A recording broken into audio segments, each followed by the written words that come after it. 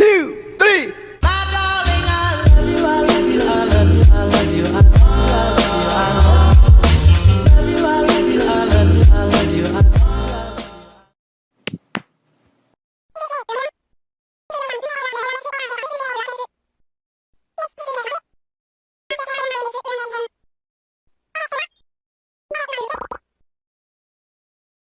Hello everyone.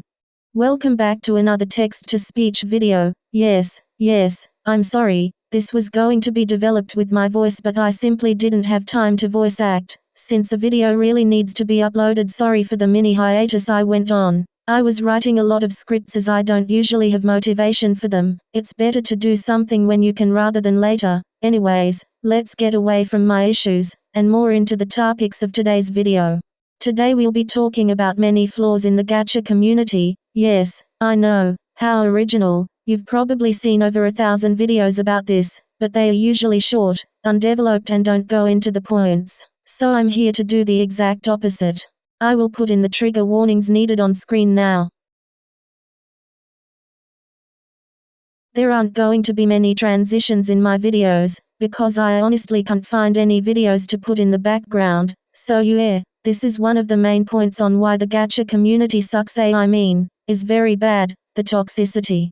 It's not a surprise that a community with 7 15-year-olds about a dress-up designed for children has toxicity that is not regular for a literal group of thousands of children. When you think of teenagers or children being toxic, you usually think of two people getting in an argument over someone copying someone's original character, not them fetishizing the LGBTQ, or romanticizing mental illnesses, disorders, or abuse.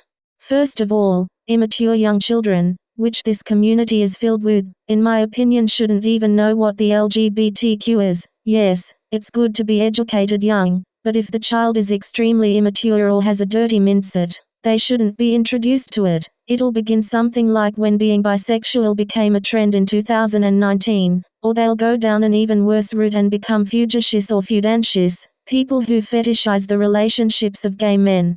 That is blatant homophobia, as well as the content some of those children introduced to the alphabet mafia make, many of their content including queerbaiting, which is when a book, show or video includes two characters that are every close that the creator could be hinting they are in a queer relationship, but aren't.